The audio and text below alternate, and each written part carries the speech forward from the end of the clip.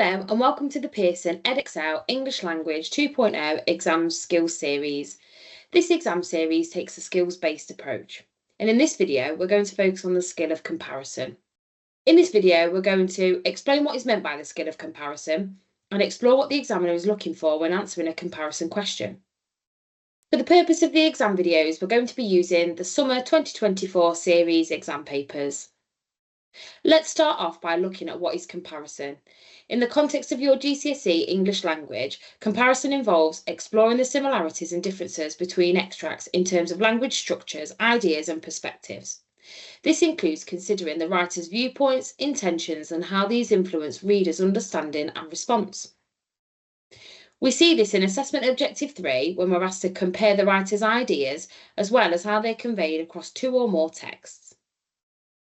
We see that comparison only appears in paper 2, and it builds on the other skills seen in the exam. It's a core skill that you use both in your exam and across many other contexts outside of the GCSE. Let's take a look at a question together. This is taken from paper 2, question 6. This question will always ask you to compare the writer's ideas and perspectives. Pause the screen to read. On the screen, you'll see that we've highlighted key parts of the question that will guide your comparison. Comparing the writer's ideas and perspectives. This is asking you to focus on what the writers think, feel, or believe about a topic. You'll need to identify their viewpoint and attitude and then see how they compare. They could be similar, different, or somewhere in between. We've highlighted here being on a journey. This makes sure that you answer the question. This can help to focus your comparison and stop your comparison being too general.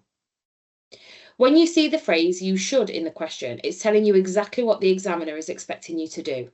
You should treat it like a checklist. You should compare the ideas and support them with evidence. Make sure you're doing both parts. Finally, the presentation of these ideas.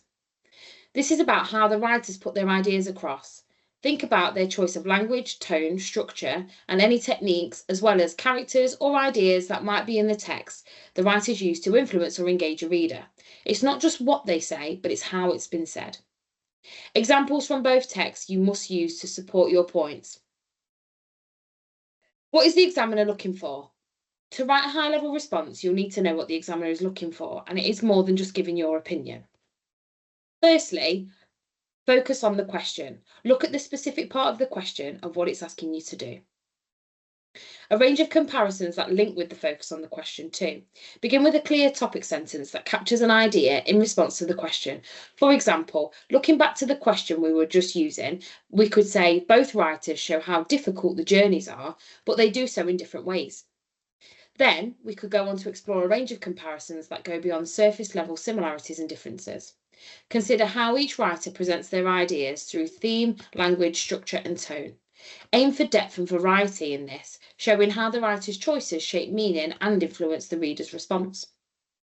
Exploration and analysis of writers' ideas and perspectives show that you can understand what the writers think or feel and how they present these views, why they might have chosen to do so also. Link your points to the purpose and the audience of the text. Finally, balanced and well-chosen evidence from the text, using quotations and close references, each text in equal measure. Choose examples that are precise, relevant, and that are clearly supported by the comparison that you are making. On the screen, you'll see a response that was written by a student in their actual exam. It's important to note that this is just part of a full response, but it does give us a clear insight into what a good comparison answer looks like. This student achieved a level 4 response overall for their answer. Pause the screen to read their response. Notice how the student uses the question to form a big topic sentence here. They compare ideas, tone and methods at several points in the text, showing that they think beyond a single similarity or a single difference. They show exploration and analysis of the writer's ideas. They don't just spot what the writer says, they explain how the language and structure reveals attitudes and why the writer might hold these particular views. They've also considered the effect of these perspectives have on the reader and show depth to their understanding. They've used balanced and well-chosen evidence from both texts. Quotations are focused, drawn evenly from each text, so the answer feels really controlled. The student avoids copying long sentences and instead selects precise words and phrases that directly support each comparison. This is what the examiner is looking for: a broad range of thoughtful links, detailed analysis of how and why writers think as they do, and concise, purposeful evidence from both texts to back up each point. Here are some top tips to bear in mind when you're tackling the comparison question. Start small with one similarity and one difference. Don't overcomplicate it. Find one way the texts are alike and one way they are different in what they say, or maybe how they say it. Always give a quotation. Seek out a short word or phrase that might work. Pick something that shows the point you're trying to make and explain why it's effective. Keep going back to that question.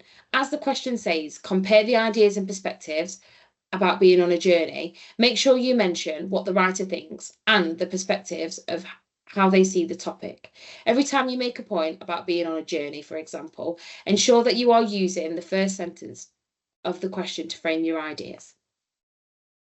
So that's comparison, a skill where you'll need to go beyond describing each text separately to directly linking them, showing similarities and differences in their ideas, perspectives, and techniques. Keep practicing this skill by asking yourself, how do the writer's ideas and attitudes compare? How are they different or how are they similar? And what ways do they maybe use language and structure? What effect do their choices have on the reader and why? Thank you for watching this Pearson EdExcel English Language 2.0 video, and we'll see you next time.